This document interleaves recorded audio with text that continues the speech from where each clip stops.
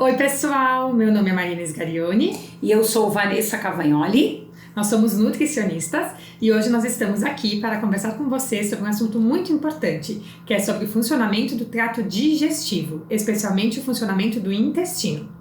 Exatamente. Bom, nós vamos conversar com vocês hoje sobre as funções do trato digestivo, mas queremos falar sobre três que são as bases, que é digestão, excreção e absorção. É muito importante entender que a base de saúde começa com a melhora do processo digestivo. Nós não vamos ter saúde se o nosso sistema digestivo está alterado. E é por essa importância que o sistema digestivo tem que a gente veio conversar hoje com vocês. Para vocês terem uma ideia, hoje a gente sabe que o intestino ele se relaciona com vários outros órgãos. A gente tem, por exemplo, uma comunicação do intestino lá com o nosso cérebro. Nós temos uma comunicação também do intestino com o fígado. E quando a gente tem aquele processo de desbiose, que vocês já ouviram a gente falar por aqui, né, sobre isso, que é quando a gente tem mais bactéria ruim do que bactéria boa lá no nosso intestino, nós podemos ter a passagem do LPS. O que é isso? É como se fosse a pele da bactéria ruim. E esse LPS pode passar lá para o nosso fígado por essa comunicação e pode gerar toda uma inflamação, uma sobrecarga lá do nosso fígado. Então, como é importante a gente pensar e cuidar da saúde do nosso trato digestivo, especialmente do nosso intestino. Então, hoje, na verdade, nós temos várias doenças sistêmicas que têm correlação com a saúde do nosso intestino mediante isso que a Marina falou, né, Marina? Com certeza. E outro ponto importante também, que indivíduos que têm bastante rinite, sinusite, né, que tem candidíase, infecções urinárias, isso também tem relação com a saúde do nosso intestino, porque as nossas mucosas, é como se elas conversassem entre si. Tá? Então, quando a gente tem uma alteração lá no nosso trato urinário, isso pode ter uma correlação com a saúde do nosso intestino. Então, tu imagina o quanto que o indivíduo pode melhorar em termos de saúde, melhorando o processo de digestão dele, né? E quando a gente pensa em digestão, a gente sempre vai pensar que o primeiro passo é a gente melhorar o processo de mastigação, né? Então, como é importante a gente ter um processo de mastigação adequado e a gente evitar, né, de ingerir líquidos junto com a refeição. Então, o ideal seria a gente tomar líquidos pelo menos 20 minutos antes ou somente 1 hora depois da refeição, para a gente não prejudicar todo esse processo de digestão que começa lá na boca e que vai continuar lá no nosso estômago.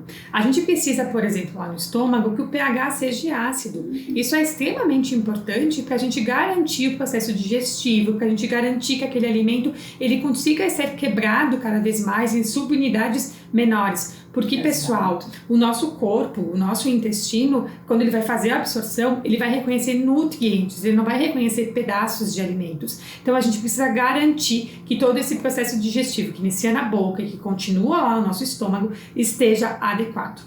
E, na verdade, Marina, quando a gente não tem esse processo digestivo adequado, é a base do desequilíbrio sistêmico. Né? Então o corpo ele reage bem com o nutriente e reage mal contra frações maiores alimentares. Então tudo isso que a gente vai falar aqui hoje para vocês é de suma importância para a saúde de vocês. Só para vocês terem uma ideia, as doenças autoimunes elas podem ser gatilhadas com o desequilíbrio do sistema digestivo, para vocês verem o quanto grave é isso. Bom, complementando o que a Marina falou aqui, é muito importante que para que a gente tenha um bom processo de mastigação, que a gente tenha atenção plena na hora de comer, né? Eu percebo por mim, eu sou uma pessoa ansiosa, né? Que faço 1000 coisas ao mesmo tempo, mas eu procuro ter no horário do almoço um horário meu, né? Que eu costumo comer devagar, né, prestar atenção na minha mastigação,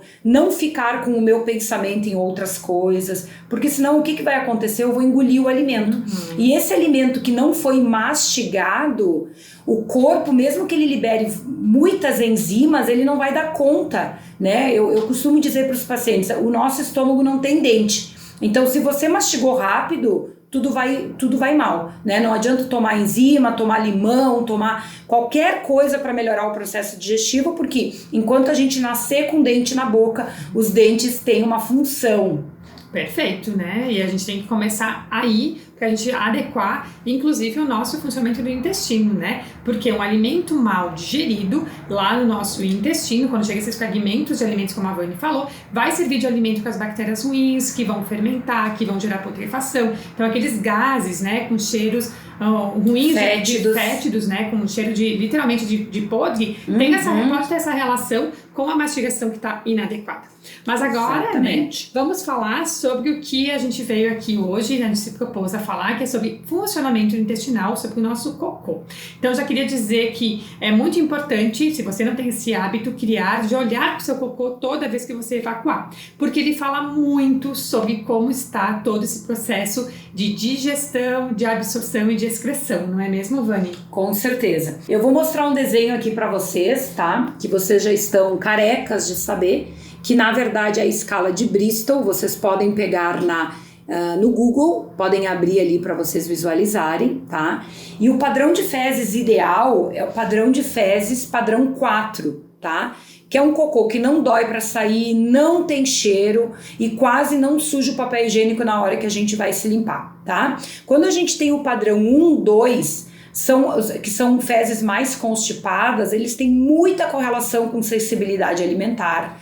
E o 5 e o 6, que são fezes mais amolecidas, tem muita correlação com síndrome do intestino irritável, tá? Então, quem tem um processo digestivo adequado, isso vai se refletir numa saúde evacuatória e num padrão de fezes ideal, que é o padrão baseado na escala de Bristol, que vocês podem pegar no Google, que é o número 4, tá ok? Que é tipo uma bananinha. É uma bananinha, exatamente. O formato do cocô ideal, né? E além disso, além do tipo de cocô, a gente tem também que observar outros sinais que nos mostram, né, que esse processo digestivo, esse processo de absorção de excreção não está adequado. Então, quando a gente sente estufamento, formação de gases, distensão abdominal, então aquela pessoa que acorda retinha e vai dormir à noite, está com o abdômen bem distendido. Quando a gente sente que a gente não elimina todo o cocô, coceira no ânus, tudo isso mostra pra gente. O próprio arroto, né, Marina? O próprio arroto. Que as pessoas acham que é normal arrotar, né? Quantas pessoas falam pra gente assim, depois de arrotar eu faço a digestão. É totalmente errado, né, Marina? Claro, né? Até porque isso já mostra pra gente que a digestão não tá legal, exatamente. Né? Então, e o que a gente percebe também, né, Vânia? Como as pessoas se acostumam com esses sinais, né? Então, se você observa isso que a gente passou aqui, atente-se porque algum desequilíbrio está acontecendo e provavelmente a absorção não está adequada, os nutrientes não vão chegar lá no seu destino, por mais que a sua alimentação seja perfeita, que você saiba selecionar bem os alimentos, né, que tem aquela alimentação baseada em comida de verdade que a gente sempre fala por aqui, o consumo de alimentos orgânicos, por exemplo, e se a gente não absorve adequadamente, tá? Então a gente tem que ter esse cuidado, né? Então agora é o momento de vocês pegarem um papel e uma caneta para vocês irem anotando todas as dicas que a gente vai passar por aqui, que é pra gente otimizar toda essa questão de funcionamento intestinal. Então a gente vai começar primeiro colocando aqui que, primeiro de tudo, o primeiro passo é você se atentar para a sua mastigação. Então, como a gente já falou, tudo inicia lá na boca, então a gente precisa que vocês otimizem esse processo de mastigação. Como a Vani disse, que vocês tenham atenção plena no momento da refeição e vocês evitem ingerir líquidos durante a refeição. Então, tome 20 minutos antes ou somente 1 hora depois que acabou o processo digestivo. Tá?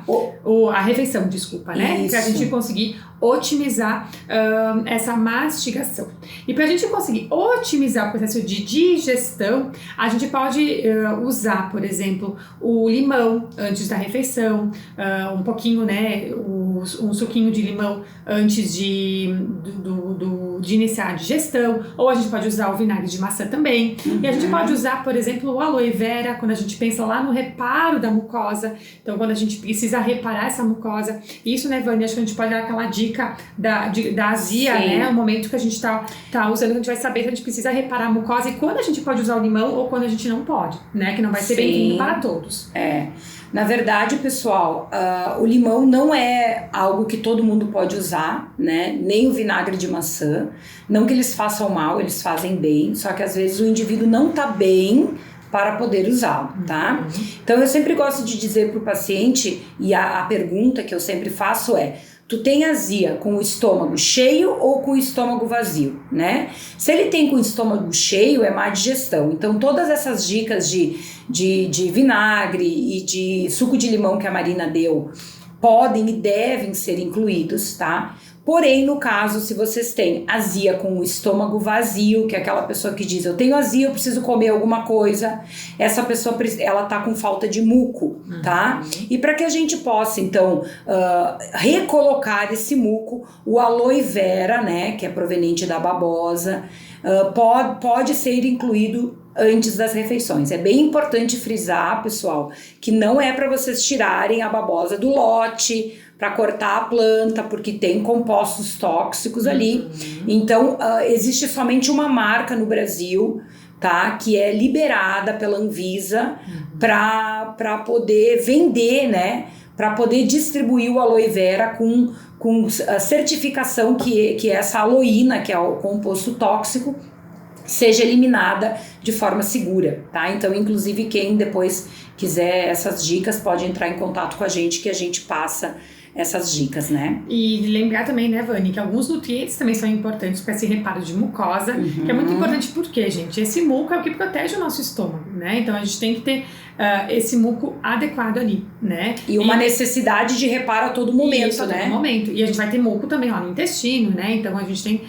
e isso vai ajudar no reparo desse muco que está distribuído em todo o nosso trato digestivo. Então a gente pode pensar na vitamina A, que é bem importante nesse processo também. E aí a gente tem os alimentos que tem a cor amarelo, laranja, são alimentos fontes de vitamina A. O zinco, e o né? zinco também, que é super importante, que a gente vê muita deficiência no consultório.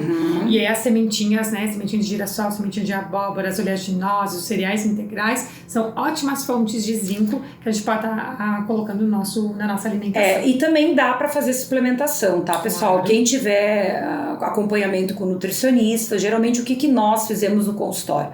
A gente faz um questionário, né, de rastreamento metabólico, a gente já vai identificar ali as possíveis deficiências que esse indivíduo tem, né, depois a gente vai solicitar exames, então a gente faz suplementação de forma individualizada, né, que seria ideal, né, e quem não tem esse acompanhamento, quem não pode ter o seu nutricionista, né, tem que ficar de olho, porque na verdade esses sintomas, eles podem estar mostrando que pode existir alguma possível deficiência aí, né, então quem que tem deficiência? Quem tem azia com o estômago vazio, possivelmente tem deficiência de vitamina A, de zinco e de magnésio, que nem a Marina falou.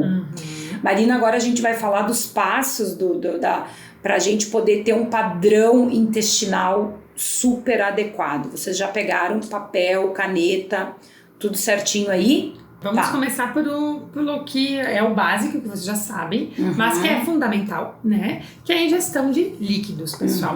Então, vocês podem fazer uma continha, tá? Bem básica, para saber o quanto de líquido vocês precisam ingerir ao longo do dia.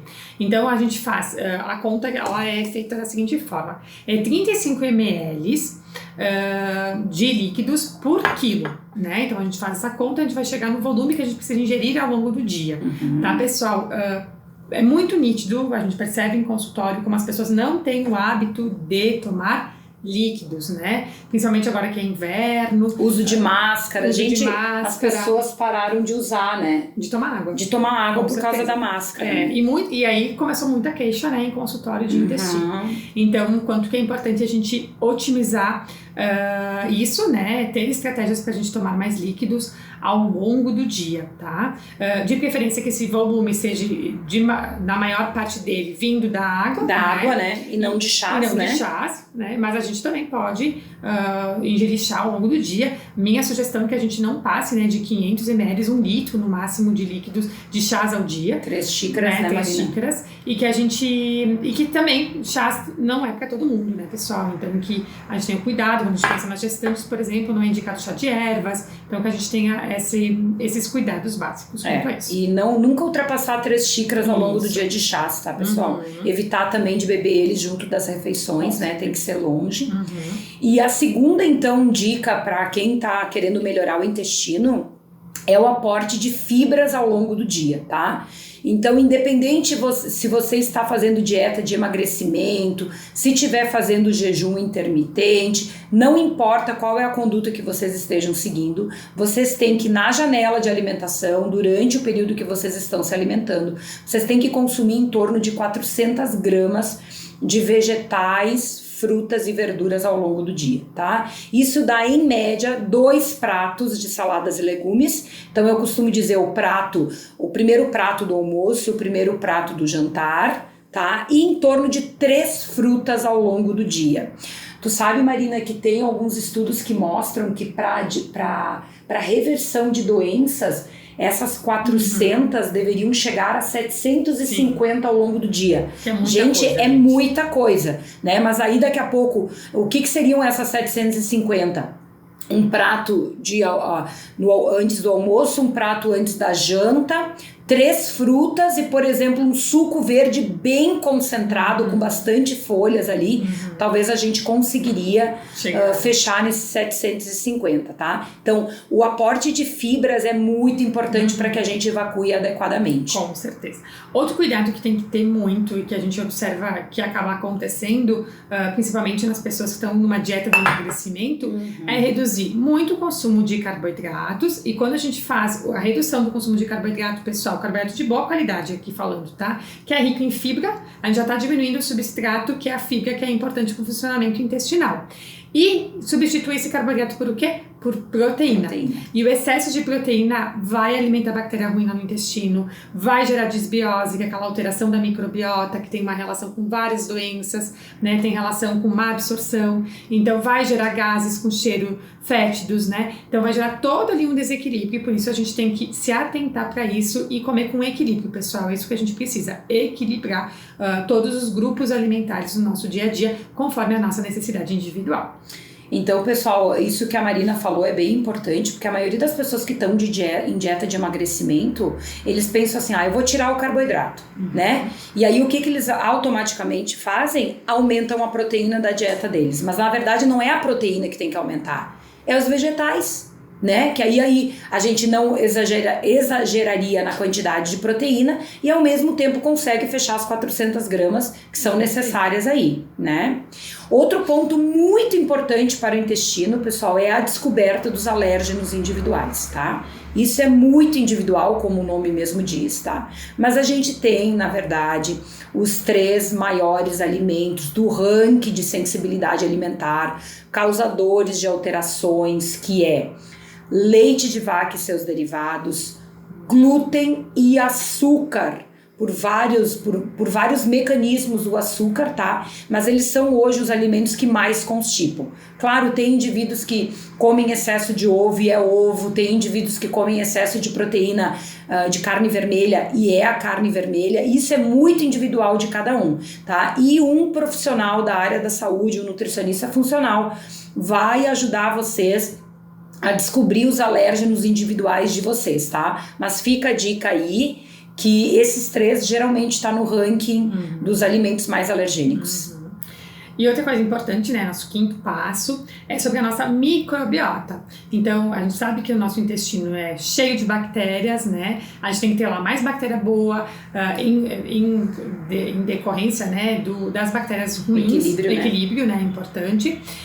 E por isso a gente precisa ter um consumo adequado, né, de probióticos e pré-bióticos, que é a comidinha do probiótico, que é fazer esse probiótico se aumentar, né, ali se proliferar no intestino, e fermentar também a fibra, que aí quando a gente tem essa fermentação da fibra, a gente vai produzir vários compostos que a gente chama de ácidos graxos de cadeia curta, que tem uma ação extremamente importante em vários aspectos, né, tem uma ação anti-inflamatória bem importante, então tem ação lá na regulação da fome e da saciedade. Então é muito importante a gente ter esse consumo. Então fibra prebiótica a gente encontra principalmente lá no psyllium, na batata yacon, na chicória. Tem uma receitinha, né, Vânia, que a gente pode passar daquela mistura de farinhas que é bem rica em fibra prebiótica, né? Que é o que tu mistura, o que tu sugere? Eu geralmente misturo o psyllium, a farinha de maracujá, a farinha de banana verde, a farinha de coco e a semente de chia. Aí mistura tudo, tá? Não tem uma medida adequada, então eu geralmente compro um saquinho de cada um, misturo tudo, guardo dentro de um pote hermético e utilizo uma colher de sopa por dia. Dá pra botar em shake, dá pra botar em panqueca, né? Só não dá pra comer puro, né? Porque aí também, né, eu digo... Bom não é bom. E o que é bem interessante no que a Marina falou, pessoal, é que essa questão de microbiota, as bactérias boas se alimentam de fibra e as ruins se alimentam de alimentos mal digeridos, geralmente frações proteicas, né? Então, quando a gente aumenta vegetais e diminui proteína, de regra, a gente tem uma resposta boa a nível intestinal. Com certeza. Né, Marina? E recolocarmos também os probióticos, né, pessoal? Que isso a gente pode fazer de forma de suplementação ou via alimentação, como o kefir, os fermentados, né? Como a gente tem o chucrute, né? E o próprio kombucha, né? Também, que é uma forma da gente repor probiótico. E já uma atenção aqui que gestante não pode usar a kombucha, né? Porque ela é feita a partir de um chá verde. Então a gente tem que evitar, a gestante não pode ter o consumo do chá verde, então também não pode usar o kombucha. E aí poderia suplementar, né? Os probióticos comprados, né? Pessoal, outra dica, assim, que eu vejo muito até com os meus pacientes é ter tempo para fazer cocô, tá? Então, assim, aquela pessoa que acorda em cima da hora de sair, né? Ela não dá tempo para o intestino dar o sinal. Então, o nosso intestino, ele dá 3 sinais que nós estamos prontos para evacuar. Geralmente, indivíduos bem saudáveis têm o primeiro, a primeira sensação de evacuação ao levantar, tá? E geralmente consumindo algum alimento quente, né? E às vezes eu falo com as pessoas e eu digo, o teu intestino, ele deu um sinalzinho de manhã, mas eu tive que sair porque eu estava atrasada. Então assim, ó, acordem meia hora antes, acordem devagar, tomem algo quente, geralmente algo quente, o teu corpo já vai entender que você acordou e ele já vai gerar o primeiro estímulo, né? E no menor sinal de vontade já vão pro banheiro, porque as pessoas elas não têm tempo hoje, pessoal, nem para fazer cocô. Parece piada, mas é a verdade. Né? Então ali tá consumindo fibra, já retirou os alérgenos, tá tomando água, tudo isso que a gente falou, mas e o tempo? Né? Então é aquela meia hora a mais que a maioria das pessoas roubam na cama, é o suficiente para poder desequilibrar tudo, né? Com certeza. Né? E acho que se vocês seguirem essas dicas, nós vamos conseguir ter o intestino funcionando bem legal, a gente vai otimizar muito a nossa saúde, né? Porque intestino saudável é fundamental para a gente ter saúde, para a gente ter mais qualidade de vida, para a gente prevenir doenças, que eu acho que é o mais importante. A saúde começa no intestino.